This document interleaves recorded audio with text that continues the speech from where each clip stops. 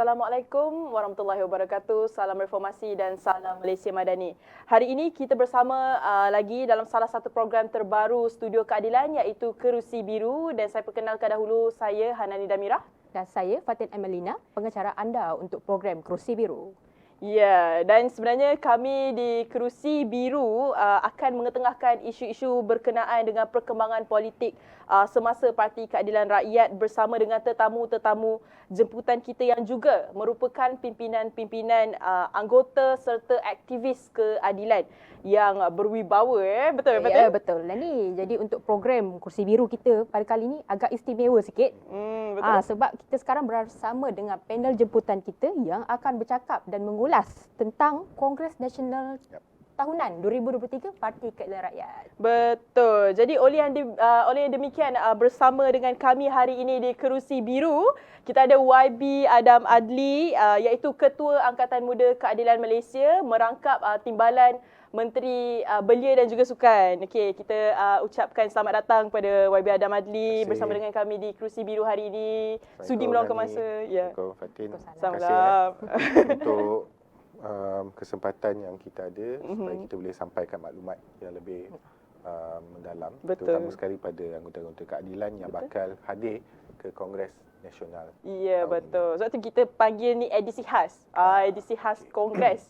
Okey, jadi berkenaan dengan Kongres tahun ini, kami dimaklumkan bahawa ianya turut akan diadakan secara langsung di laman rasmi Parti Keadilan Rakyat dan juga beberapa media mainstream yang lainlah, macam Bernama ke, Awani ke, macam tu Ya, betul. Fatin. Baiklah, kita teruskan dengan sesi utama kita. Okay, sebagaimana kita semua sedia maklum, kita baru sahaja selesai menghadapi PRN di 6 buah negeri, iaitu negeri Kedah, Pulau Pinang, Kelantan, Terengganu, Selangor dan juga Negeri Sembilan. Betul. Dan untuk pengetahuan semua juga, Keadilan bakal mengadakan kongres pertama. Ini kongres yang pertama selepas PRN. Ya, betul. Jadi ada yang kata prestasi parti agak merosot pada PRN kali ini. Namun sebenarnya Keadilan berjaya mengekalkan 2 buah negeri, khususnya Selangor dan Negeri Sembilan, serta berjaya mempertahankan 2/3 majoriti bersama PH dan BN di Pulau Pinang. Betul ya, Nani? Betul. Jadi sebab tu kongres tahunan ni dilihat sangat pentinglah untuk kita membahaskan isu-isu yang berlaku sepanjang PRN terutamanya. Dan untuk makluman, Kongres Nasional Tahunan 2023 ini akan diadakan pada 24 sehingga 26 November, iaitu pada hari Jumaat sehingga Ahad, dan bertempat di Putrajaya International Convention Centre ataupun PICC, yang bakal menyaksikan perwakilan-perwakilan di peringkat cabang di seluruh Malaysia bakal berkumpul untuk mendengarkan usul-usul perbahasan yang akan dibentangkan semasa Kongres. Jadi tema Kongres kali ini untuk tahun ini ialah memanai reformasi menjulang madani. Ya, betul. Jadi Fatin, dah banyak sangat kita bercakap kan. Jadi nak bertanyalah pada YB. YB dah lama tunggu. Okey, soalan pertama yang nak diberikan kepada YB Adam Adli yang mewakili pimpinan keadilan dan saya AMK atau spokesperson keadilan. Boleh YB kongsikan tak fokus utama kongres tahun ni dan apa kelainannya jika nak dibandingkan dengan kongres-kongres yang tahun sebelumnya? Fokus utama macam yang diangkat menerusi tema kita ia adalah untuk menjadi satu medan, terutama sekali buat parti melihat kepada arah tuju, dasar dan juga gerak kerja yang perlu kita lakukan bersama sebagai terutama sekali peneraju kepada kerajaan perpaduan di bawah pimpinan Datuk Seri Anwar Ibrahim, Presiden kita yang hari ini adalah Perdana Menteri. Betul. Ini adalah kongres pertama sejak kita tubuhkan kerajaan perpaduan.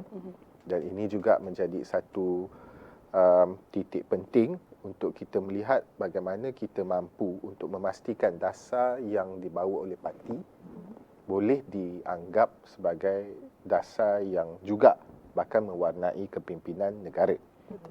Di mana-mana sistem politik pun kita akan bagi tumpuan kepada apa yang nak dibawa oleh parti yang menerajui satu-satu kerajaan. Dan inilah juga peluang kepada masyarakat di luar sana. Seperti yang Nani sebut tadi, Kongres tahun ini akan turut disiarkan di media-media arus perdana. Maka seluruh negara sebenarnya bagi pemerhati politik akan beri tumpuan yang sangat banyak kepada Kongres kita kali ini. Selain daripada media arus perdana, kita juga bakal menerima kehadiran delegasi daripada kedutaan yang sangat ramai, ya. Kerana tentu sekali ini adalah kongres yang membincangkan apa yang mahu dibuat, terutama sekali oleh Datuk Seri Anwar Ibrahim sebagai Presiden parti yang memerintah negara hari ini.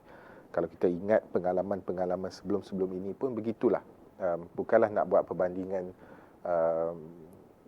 sembrono, tapi kalau kita perhatikan pengalaman lampau, selain daripada keadilan, dahulu negara pernah dipimpin oleh Barisan Nasional. Kita tahu pimpinan Agung UMNO semua orang akan tengok. Akan anticipate. Ucapan dasar Presiden tu akan diulas seminggu, 2 minggu oleh mana-mana akhbar, pemerhati, pengkritik politik. Sebab ucapan dasar seorang Presiden yang sedang memerintah sebuah negara, jadi Perdana Menteri, itu adalah ucapan yang sangat-sangat penting. Betul. Ya.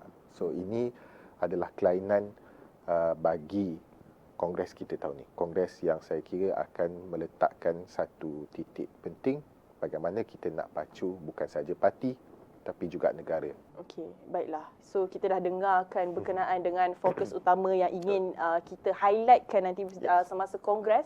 Jadi kami juga dimaklumkan bahawa pada tahun ini sama juga seperti sebelumnya di mana Convention AMK dan juga Wanita Keadilan akan diadakan secara serentak.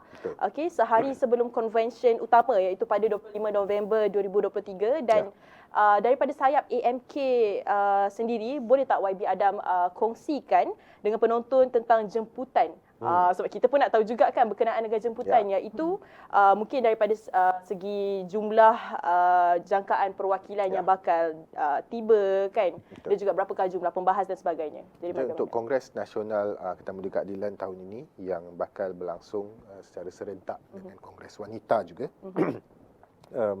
kita jangkakan dari segi jumlah kehadiran perwakilan sahaja, perwakilan yang layak hadir yang mewakili 125 cabang. Okay. Yang layak hadir sebagai perwakilan itu sekitar 1,125 orang perwakilan, menjadikan ia satu angka yang agak besar. Jadi akan ada cabaran yang tinggi juga dari segi logistik. Betul. Sekretariat kita dah pun activate dan sepanjang bulan saya fikir sepanjang bulan 10 bulan 11 ini kita menuju pada kongres tersebut untuk pastikan kita punya anggota di peringkat akaumbi kita dapat activate dan dapat beri sedikit sebanyak gambaran kepada apa perkara yang kita harapkan boleh dibahaskan menjelang kongres nanti. Kita adakan convention. Convention Angkatan Muda Keadilan ikut zon. Kita bermula waktu kalau tak silap saya pada 7 Oktober yang lepas, kita mula di Sabah dan Sarawak, zon Borneo, dan kita bergerak ke Pantai Timur. Seterusnya baru-baru ini minggu lepas kita adakan di utara, melibatkan Kedah, Perlis dan juga Pulau Pinang. Kita akan teruskan pada minggu ini dengan zon selatan dan diakhiri dengan zon tengah. Inilah kita punya usaha untuk menggerakkan anggota kita. So, kita tak mahu anggota, terutama sekali Angkatan Muda Keadilan, hadir kepada Kongres Nasional nanti tanpa ada preparation. Betul. Biar dia datang dengan semangat untuk bahas. Biar datang dengan semangat bila nak buat keputusan, dia sudah pun diberi peluang lebih awal lagi untuk bincangkan isu-isu yang bakal kita bincangkan lebih lanjut lagi menjelang Kongres yang akan datang. Okey. Baiklah, saya kira YB Adam pun dah ceritakan berkenaan dengan perkembangan yang ada. Fatin boleh apa ni? Boleh teruskan? Boleh teruskan? Okeylah. Terima kasih banyak-banyak atas perkongsian maklumat daripada YB Adam yang saya kira amat penting untuk kita highlightkan berkenaan Kongres Nasional Tahunan 2023. Okey, selepas ni kita akan ada lebih banyak lagi perkongsian menarik edisi khas Kongres Nasional Keadilan. Apapun, kita berehat seketika dan jumpa selepas ini.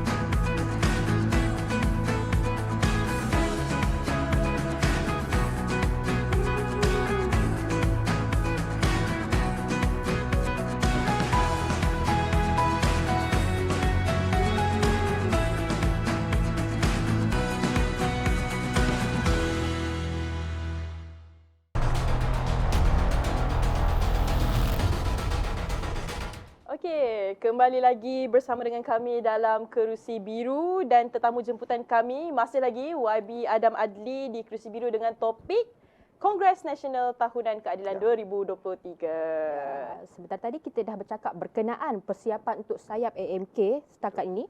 Jadi apa yang paling utama sekali berkenaan usul. Okey, saya pasti usul telah pun dihantar dari setiap peringkat cabang. Okey, boleh tak YB Adam kongsikan sedikit hint usul-usul yang akan dibahaskan beserta tawaran menarik daripada AMK yang akan diumumkan semasa kongres yang saya pasti penonton kita tak kira anggota ataupun orang awam rasa teruja nak tahu. Semua nak tahu. Dan pasti ramai akan menonton Kongres Nasional Keadilan nanti. YB ulaskan. Untuk usul, kita minta supaya anggota di seluruh negara untuk submit usul masing-masing mengikut prosedur yang dah ditetapkan, dan kita terima. Setakat sekarang kita memang terima saya kira usul-usul yang banyak berkisarkan kepada kepimpinan parti. Dan sedikit sebanyak juga menyentuh tentang dasar dalam kerajaan. Antara lainnya adalah pengukuhan terhadap kepimpinan Datuk Seri Anwar Ibrahim sendiri. Apakah usul yang ataupun apakah dasar yang boleh kita lakukan sebagai bukan sahaja sayap parti tapi seluruhan parti dalam mengukuhkan kedudukan Datuk Seri Anwar Ibrahim sebagai Perdana Menteri di luar semata-mata pejabat beliau. Maksudnya bagaimana kita mengukuhkan komponen parti untuk membantu kepimpinan. Yang kedua, saya lihat banyak juga usul yang berkait dengan pelipat gandaan komunikasi dan strategi politik kita, terutama berhadapan dengan pengundi baru, pengundi muda yang sangat mencabar bagi kita menerusi pengalaman dalam pilihan raya yang kita telah hadapi dalam tempoh setahun ini. Maka memang sangat crucial bagi saya untuk kita secara terbuka, secara kritis dan menilai setiap buah fikiran yang baru yang datang daripada anggota kita. Jadi ini antara usul yang bakal dibahaskan dan saya harap banyak lagi usul-usul lain yang turut menyentuh mungkin soal partisipasi golongan belia dalam politik, soal penghayatan Malaysia Madani. Ini semua usul-usul yang telah pun kita terima dan kita mahu lihat menjelang kongres ini setiap yang bakal membahaskan usul-usul ini ambil masa untuk buat homework yang lebih supaya kualiti pembahasan yang akan ditampilkan dalam kongres kali ini boleh kita jadikan sebagai satu produk juga untuk kita tawarkan, look, this is what we are offering especially to the people out there, supaya orang boleh sedikit sebanyak rasa yakin terhadap kita, keadilan sebagai sekarang ini antara parti yang sedang mentadbir negara. Betul. Dan lainnya, menerusi kongres kali ini juga kita bakal umumkan sebab dalam convention khas sebelum ini sudah pun kita address isu komunikasi, penerangan dan sebagainya. Jadi sebab itu saya kira komponen penerangan dan komunikasi dalam AMK juga kita sudah pun beberapa kali buat penilaian semula, self-assessment terhadap apa yang perlu kita lakukan, dan menjelang kongres kali ini kita akan lancarkan yang kita panggil sebagai dua komponen baru, projek baru daripada AMK. Yang satu namanya AKAR, yang satu lagi namanya UMBI. AKAR UMBI. AKAR adalah Akademi Keadilan Rakyat, khusus untuk memberi latihan supaya terutama sekali Angkatan Muda Keadilan di peringkat sama ada AKAR UMBI maupun sebenarnya di peringkat pimpinan dapat mewujudkan satu platform yang membincangkan isu-isu dan dasar yang menjadi sebuah think tank, yang menjadi sebuah pusat latihan, sebab kita yakin bahawa anggota parti kita perlu diperkasakan menerusi lebih banyak lagi orang kata latihan dan juga penghayatan prinsip-prinsip parti dan juga perbincangan-perbincangan yang lebih mendalam. Kita tak boleh biarkan anggota parti, bagi saya tak adil bagi terutama sekali anggota baru yang kita rekrut untuk masuk parti, mereka tidak diberi peluang untuk mempelajari apa itu artinya menjadi anggota Parti Keadilan, bagaimana untuk bergerak, apa bentuk kualiti yang boleh mereka belajar ya, dengan menyertai satu-satu parti politik. Dan nama pun parti politik, kita pun ada prinsip parti, kita ada ideologi yang kita boleh bincang dan kita boleh terapkan. Ini penting. Yang kedua, UMBI adalah unit media baru dan komunikasi, supaya kita bagi penekanan dan juga kita boleh bangunkan ekosistem yang lebih berkesan, terutama sekali berhadapan dengan cabaran social media dan juga masyarakat yang sangat rencam sekarang. So kita dan akar dan UMBI ni dia kena bekerjasama. Akar menjadi tempat pusat pemikiran. Dia akan produce output yang boleh digunakan pula oleh UMBI untuk disampaikan kepada masyarakat dan juga anggota parti. Inilah antara inisiatif yang kita wujudkan menjelang kongres yang akan datang, dan kita mahu 2024 terutama sekali AMK ini harus perkasakan struktur organisasi, harus memperdayakan setiap anggota, bagi mereka input, bagi mereka pengetahuan, bagi mereka pengalaman. Kita akan jalinkan lebih banyak kerjasama dengan banyak pihak-pihak dekat luar sana. Kita dah identify balik siapa rakan-rakan kongsi kita selama ini yang membantu perjuangan parti. So kita kena reactivate balik hubungan-hubungan ini, yang pasti sekali saya yakin boleh beri lebih banyak peluang kepada anggota parti kita untuk dengan lebih berkesan menjadi bukan sahaja anggota Parti Keadilan, tapi juga sebahagian daripada yang kita lihat hari ini, ejen-ejen yang mewakili kerajaan perpaduan, insyaAllah. Betul. Okey, saya sebab kita minta hint je, tapi YB bagi jelas Apa betul. saya bagi jelas lah. Saya punya soalan terakhir YB dah jawab dah. Betul. Tapi ada satu benda yang menarik sebenarnya, bahagian untuk hint usul yang komunikasi tu, kita rasa kita dah boleh jangka sebenarnya usul tu akan dibawakan. Cuma ada satu benda yang menarik di mana YB Adam ada mengatakan berkenaan dengan untuk memperkukuhkan kepimpinan Datuk Seri Anwar Ibrahim tadi. Ya, betul. Okey, jadi sekarang ni kami nak tanya dari sudut pandangan YB sendirilah, apakah peranan sayap AMK bagi pendapat YB dalam memperkukuhkan kepimpinan Datuk Seri Anwar Ibrahim? Boleh kongsikan. Look, peranan kita ada banyak. Ada peranan sebagai satu sistem sokongan kepada gerakan parti tersebut. Contoh bila kita masuk dalam pilihan raya, which is our main business. Pilihan raya adalah kita punya core business, main business. AMK sebagai sayap pemuda yang dianggotai oleh orang-orang muda akan dikerahkan sebagai jentera di lapangan. Inilah yang akan pacak berniaga, inilah yang akan gantung poster, inilah yang akan susun program, inilah yang akan bantu calon dan sebagainya. Di samping tersebut, kita juga jadi tempat di mana ianya banyak suara yang baru-baru ni kita raikan di situ. Kita dengarkan di situ, kita bincangkan di situ, sebab satu-satu parti politik dia memang akan sentiasa bergantung kepada kemampuan dia untuk terus-menerus hidup, bernafas sama dengan bagaimana masyarakat bergerak. So kalau katakan satu parti politik tak ada sayap pemuda, tidak diwakili oleh orang muda, tidak buka pintu kepada orang muda, maka dari zaman ke zaman dia akan jadi luput.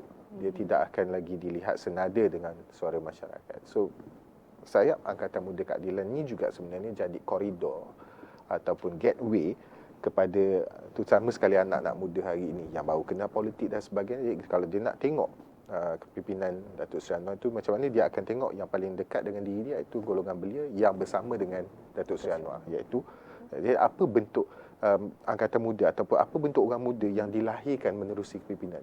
Dia jadi cerminan kepada. Sebab itu penting untuk kita jaga kualiti kita.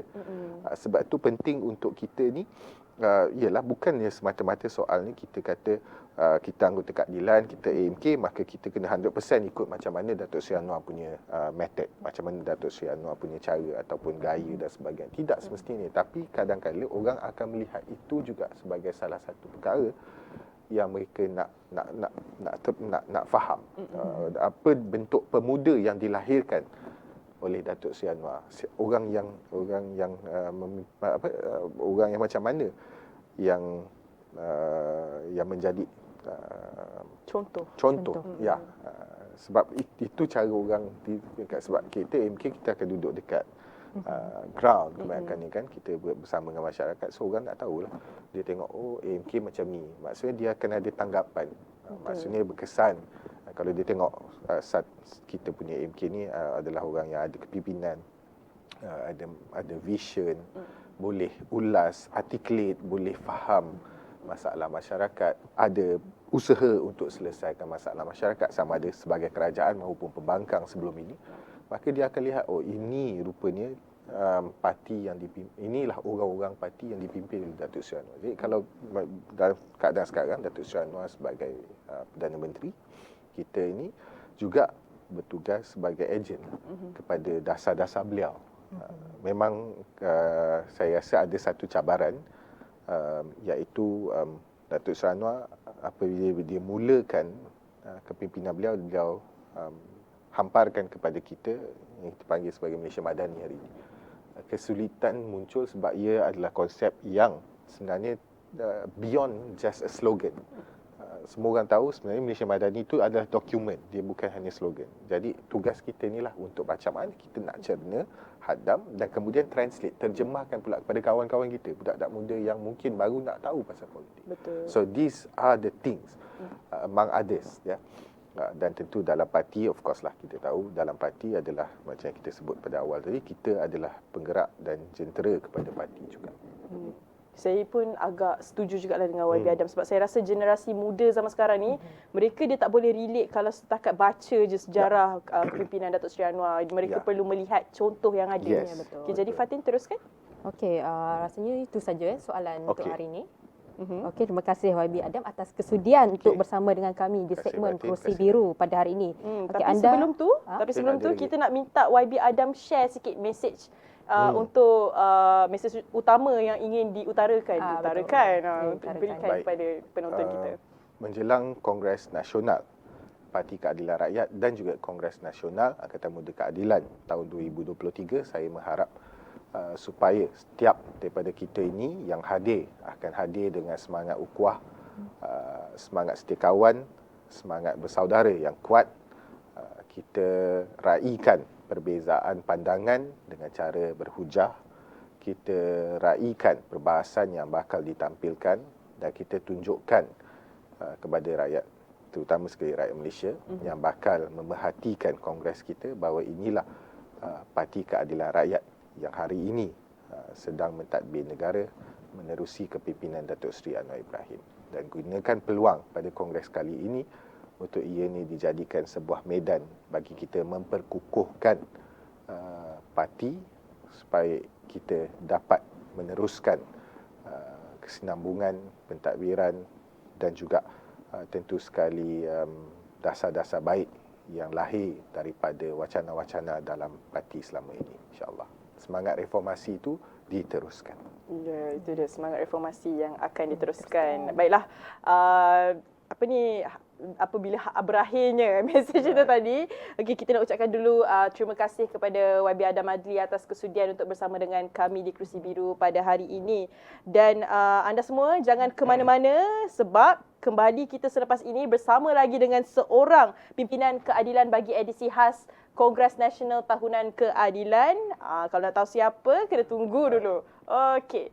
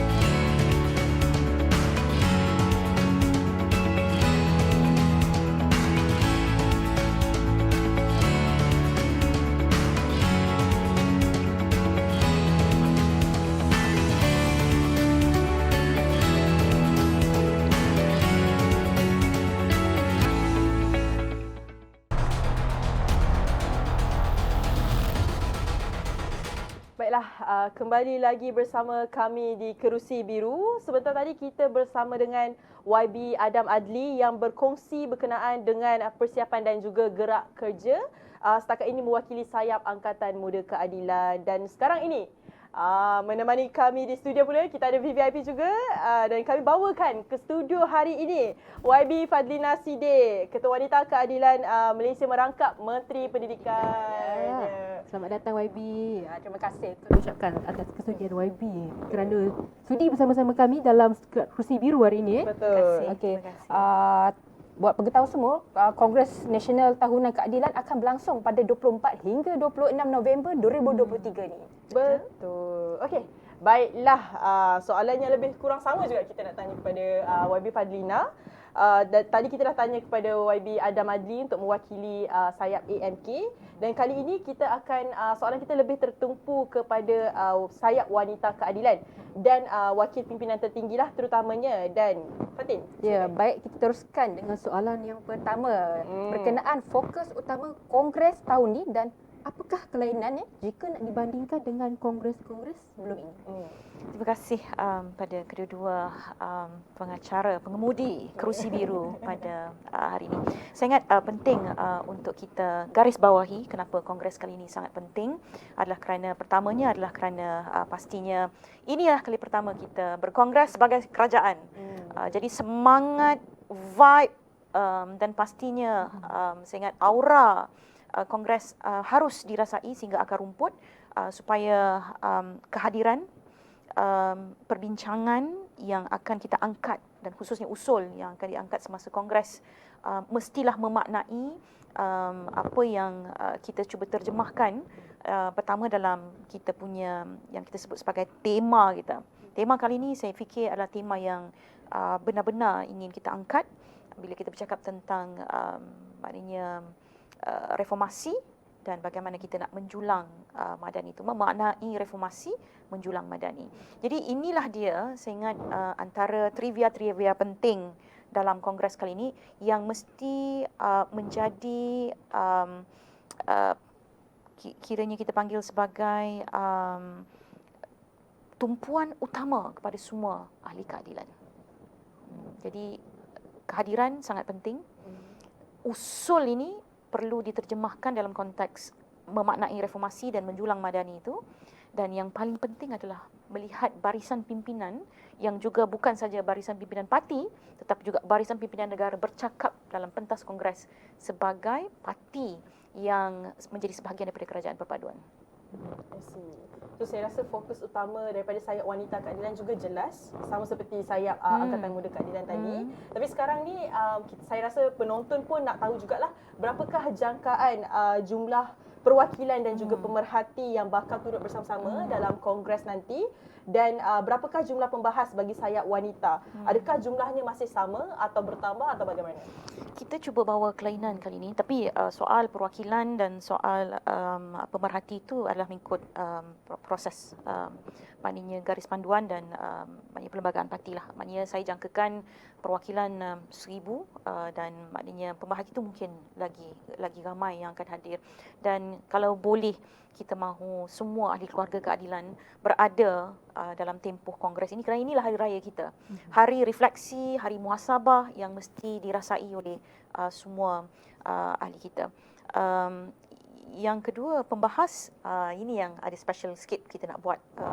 Special dalam konteks pembahas. Pembahas dari segi mengikut perlembagaan, mengikut garis panduan parti dan kongres, kita patuh. Tapi kita akan ada sedikit kelainan tentang maknanya akan ada satu slot khas pembahas-pembahas yang akan kita datangkan khas yang akan memberikan ucapan refleksi pimpinan, kita panggil, yang terdiri daripada menteri-menteri wanita keadilan, ahli-ahli Dewan Undangan Negeri wanita keadilan dan ahli-ahli parlimen wanita keadilan. Jadi itu yang akan membedakan sedikit kita dengan kongres yang lain, kerana ada sesi khas refleksi ucapan pimpinan wanita. Okey, sebab tadi YB Adam Adli. Maaf ya YB Adam. Okey, YB Adam ada cakap tadi untuk AMK cuma ada 14 perbahasan daripada pembahas daripada setiap negeri saja. Maksudnya di sayap wanita keadilan ada sedikit special di situ. Datang daripada menteri keadilan wanita yang turut akan menjadi pembahas. Tapi dia sesi khas lah. Dia Ada bukan sesi khas sesi lah. pembahas untuk kongres. Dia sesi khas, refleksi kita panggil. Betul. Dan saya kira berbeza lah, betul lah tu berbeza. Sebab sebelum ni kita bukan jadi kerajaan, tak adalah jawatan menteri tu. Sekarang baru ada. Ada sesi khas Betul. Jadi terima kasih atas perkongsian maklumat daripada YB Fadlina yang saya kira penting untuk kita highlightkan berkenaan Kongres Nasional Tahunan 2023. Selepas ni kita akan ada lebih banyak perkongsian menarik khas Betul. daripada edisi khas Kongres Nasional ni. Apa-apa pun kita berehat seketika.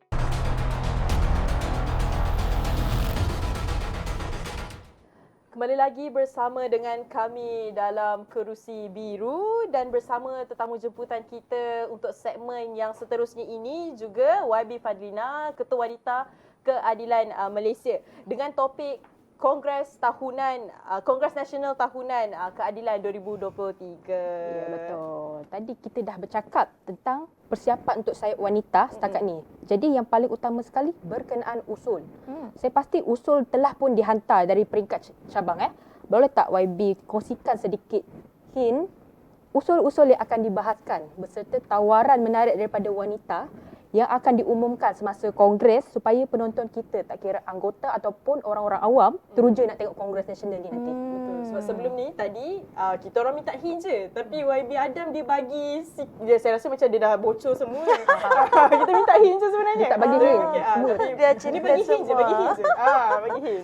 Tapi saya rasa barangkali sama ada sifatnya hint ataupun berkongsi semua, itulah keterujaan yang ada. Maknanya keterujaan kali ini adalah kerana kita akan menyaksikan sebuah kongres yang gilang gemilang yang akan mempamerkan seluruh kekuatan 25 tahun reformasi. Jadi kalau boleh saya kongsikan apa trivia-trivia penting dalam wanita. Pertama, kita akan ada pameran oleh Zuna. Pameran reformasi 25 tahun oleh Zuna yang akan maknanya dikendalikan semasa Kongres Wanita. Jadi tumpuan kita adalah untuk mengangkat semua bakat-bakat, kemudian apakah dia terjemahan semangat reformasi 25 tahun itu yang akan dinukilkan oleh Zuna. Okey, itu yang pertama. Yang kedua, kita akan ada satu lagi semasa majlis peluncur perasmian tu nanti, Kongres Wanita dan AMK. Wanita akan memberikan tumpuan pada satu kempen yang terkait rapat dengan kempen kesihatan berkaitan dengan kesedaran, berkaitan dengan barah rahim, kanser rahim, kanser cervix dan pemeriksaan sendiri kanser payudara. Ini kita nak bawa agenda kesihatan sebagai satu agenda besar yang sebenarnya dia tidak hanya bercakap tentang politik semata-mata, tetapi merangkul semua isu-isu wanita. So isu kesihatan ni adalah tumpuan kita dalam kongres kali ini. Jadi kita dapat sokongan dan dukungan daripada NGO-NGO yang mengangkat isu ini dan kemudiannya kita akan pastikan kempen ini digerakkan oleh wanita keadilan. Yang saya pasti dalam usul ni, dalam usul ini kelak yang kita bercakap tentang reformasi dan juga madani ni, hint yang saya boleh bagi adalah yang akan dibahaskan oleh pembahas-pembahas wanita kali ini adalah terkait dengan perjuangan melihat yang 25 tahun reformasi dan terjemahannya kepada madani. Kita sudah ada di posisi Kementerian Pendidikan, Kementerian Kesihatan, Kementerian Ekonomi, Kementerian Alam Sekitar, Kementerian Sains dan juga Perdana Menteri. Jadi vision reformasi ini mesti diterjemahkan dalam madani ini, dan itulah cabaran kepada pembahas-pembahas kita nanti untuk menterjemahkan bagaimana mengisi madani ini setelah 25 tahun dalam reformasi. Okey, saya rasa itu pun satu hint yang agak menarik lah untuk kita capture. Dan Faham ke tak faham? Saya faham, saya faham, saya faham. Risau. Saya faham. Cuma itulah, okey, sebab saya ini macam mana cakap okey, banyaklah usul-usul yang akan dibawakan nanti kan.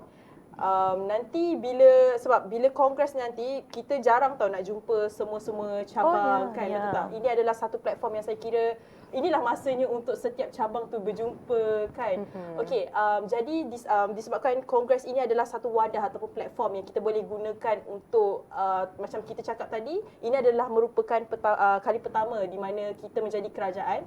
Jadi saya nak tanya kepada YB, ini menurut perspektif YB Fadlina sendirilah, apakah peranan sayap wanita sebenarnya dalam memperkukuhkan kepimpinan Datuk Seri Anwar? Sebab kita tahu ini adalah pertama kali kita nak bercakap berkenaan dengan benda-benda seperti ini, sebab inilah pertama kali kita jadi kerajaan. Saya pun dah tak tahu nak goreng macam mana dah ni.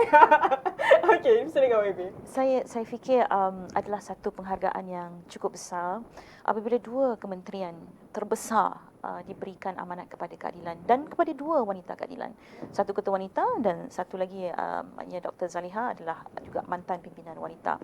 Jadi dua kementerian yang besar ini yang akan memperkukuhkan sektor utama dalam negara, sektor pendidikan dan sektor kesihatan.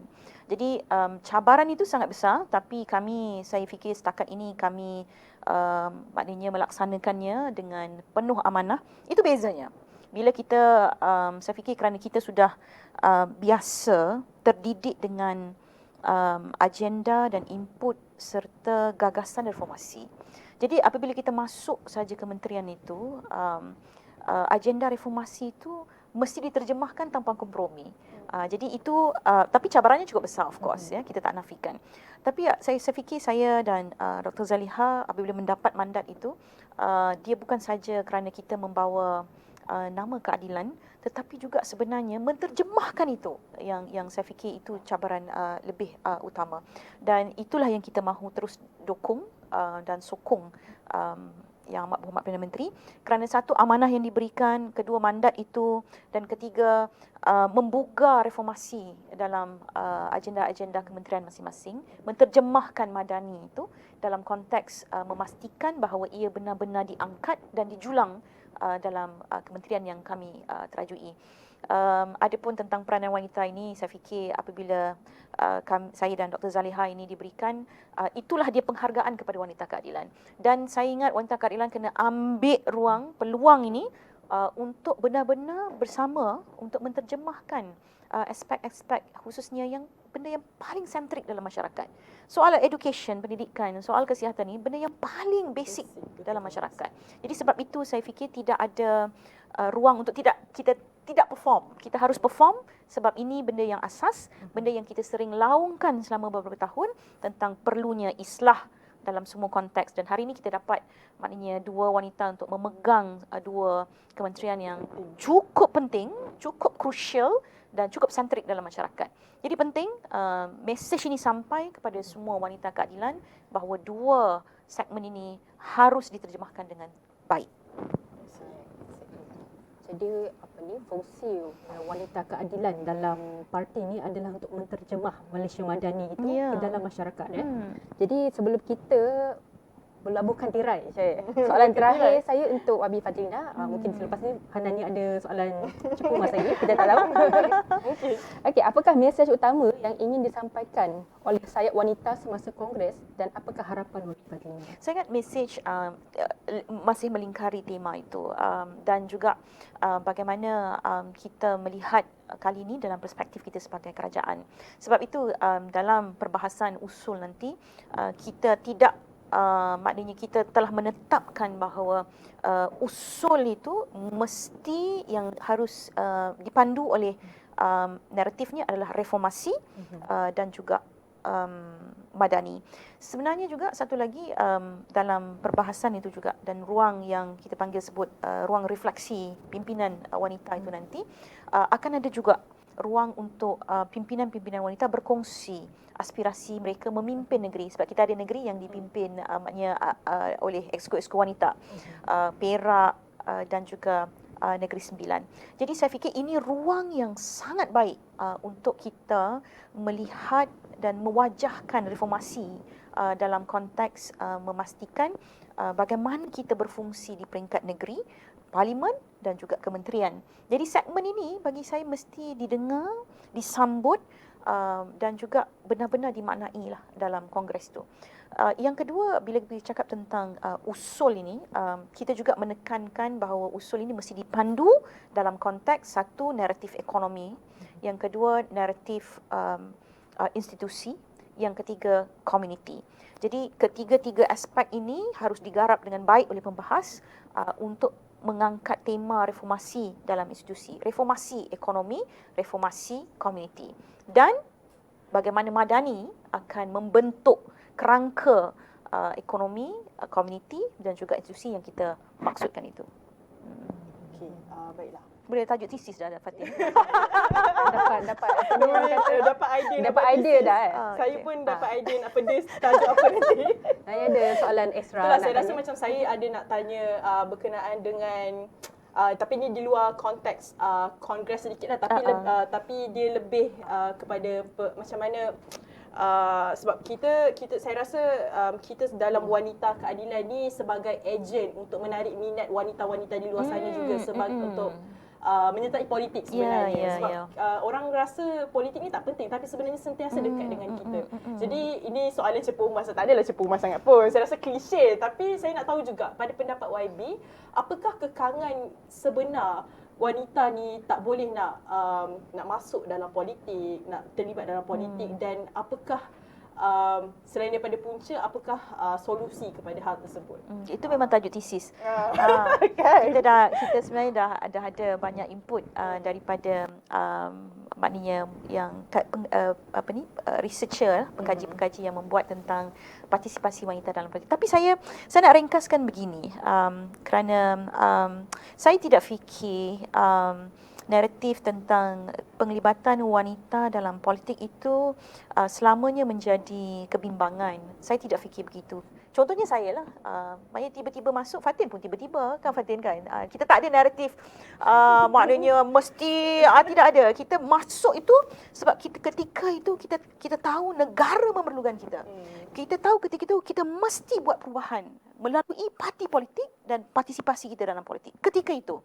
So saya tidak fikir dia satu benda yang mesti disusun, walaupun kita boleh susun daripada awal lebih cantik. Tapi ada setiap orang memaknai politik cara berbeza. Tapi apa yang penting bagi saya adalah memulakan perkara yang asas. Pendidikan demokrasi kewarganegaraan ini benda yang memang kita kena susun.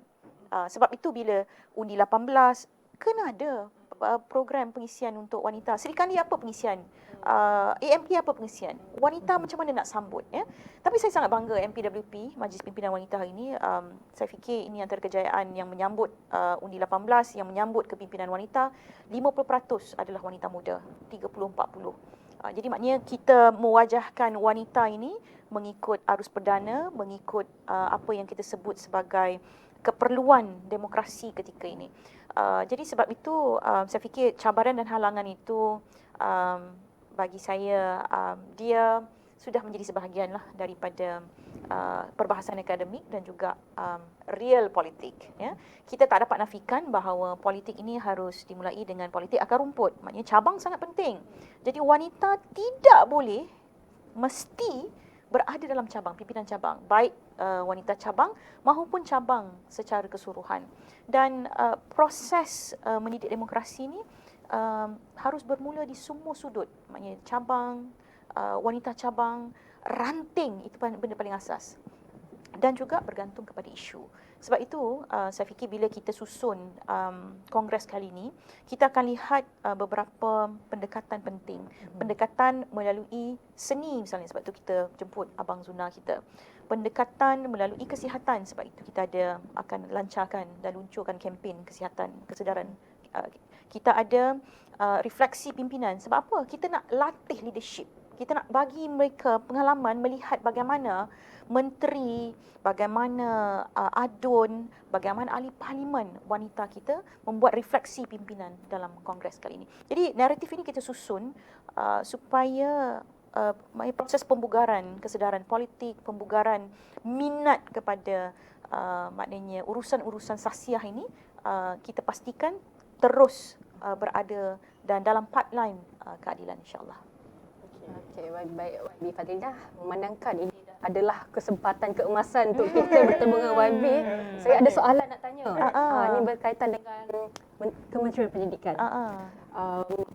Adakah Kementerian Pendidikan ada merancang untuk meningkatkan kesedaran tentang semangat kenegaraan dalam jiwa belia-belia kita pada hari ini? Of course. Saya ingat perkara itu sudah saya pertegaskan berulang kali, berulang sia dalam Dewan Rakyat dan Dewan Negara. Kita sudah ada kurikulum merentas, ya, yang kita sebut kesedaran-kesedaran itu dari segi kurikulumnya sudah ada dalam mata pelajaran sejarah misalnya. Kita juga ada kesedaran-kesedaran yang kita buat melalui program-program yang kita sebut sebagai pembinaan karakter bangsa. Kita ada kelab-kelab rukun negara yang kita bugarkan di peringkat skor rendah lagi. Maknanya untuk kita pastikan isu-isu kenegaraan ini diberikan maknanya pendedahan daripada awal.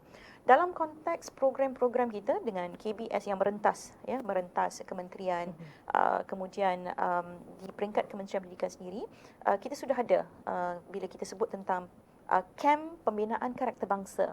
Jadi komponen dia adalah soal pendidikan kewarganegaraan, pendidikan demokrasi dan juga penyelesaian kepada isu-isu dalam komuniti. Jadi naratif ini telah pun kita susun menyambut naratif Undi 18, menyambut isu-isu kenegaraan yang mesti dibugarkan daripada peringkat sekolah. Dia macam ni lah Batin. Dia semua masalah dunia ni, masalah negara ni, semua dia akan mulakan dengan Kementerian Pendidikan. Ada masalah rasuah, Kementerian Pendidikan mesti masukkan dalam jadi besar tanggungjawab tu. Jadi sebab tu kita sedaya upaya, kita tak boleh, kalau kita tak boleh buat satu kurikulum khas, kita akan buat elemen merentas kurikulum, EMK. Jadi sebab itu macam contoh isu Palestin ni, ya, kita buat dalam konteks elemen merentas kurikulum. Maknanya anak-anak kita ni sudah ada satu kurikulum yang kita namakan sebagai kewarganegaraan global. Jadi isu apa yang berlaku dalam dunia, mereka tahu, dan bagaimana mereka nak respon kepada isu itu sangat penting. Jadi sebab itu elemen merentas kurikulum ini antara cabaran-cabaran kita adalah untuk memastikan ia disambut dan merentas semua elemen kurikulum yang lain supaya anak-anak kita ni mendapat pengukuhan daripada peringkat sekolah lagi. Adakah silibus kenegaraan, subjek-subjek kenegaraan tu akan sama dengan subjek pengajian am yang diajar di tingkatan 6 peringkat? Tingkatan 6 tu kurikulum dia dah lain. Yang itu lebih spesifik, lebih komprehensif dan maknanya mengikut tahap. Maknanya form 6 tu tahap dia sudah persiapan menyambung pelajaran. Tapi yang saya sebut ini adalah perkara-perkara asas. Contoh, maknanya bagaimana mereka nak memilih permainan apa yang mereka nak main pada hari itu. Ya, itulah proses demokrasi. Maknanya mereka akan sesama mereka memilih apakah permainan yang kita akan main hari ini, ataupun apakah makanan yang mereka nak makan di kantin hari ini, ataupun siapakah ketua pengawas yang mereka nak pilih atau ketua kelas yang mereka. Itu adalah asas-asas demokrasi yang saya percaya kita boleh didik di peringkat sekolah. Convince tak? Yakin tak? Kita boleh siap satu tusi. Betul. Saya selama ni ni macam betul-betul apa tertanya-tanya apa langkah seterusnya Kementerian Pendidikan. I see. Sebab saya orang kata berminat lah dengan apa isu-isu tentang pendidikan. Sebab masa saya pun cikgu. Bagus. Terima kasih Cikgu Fatin.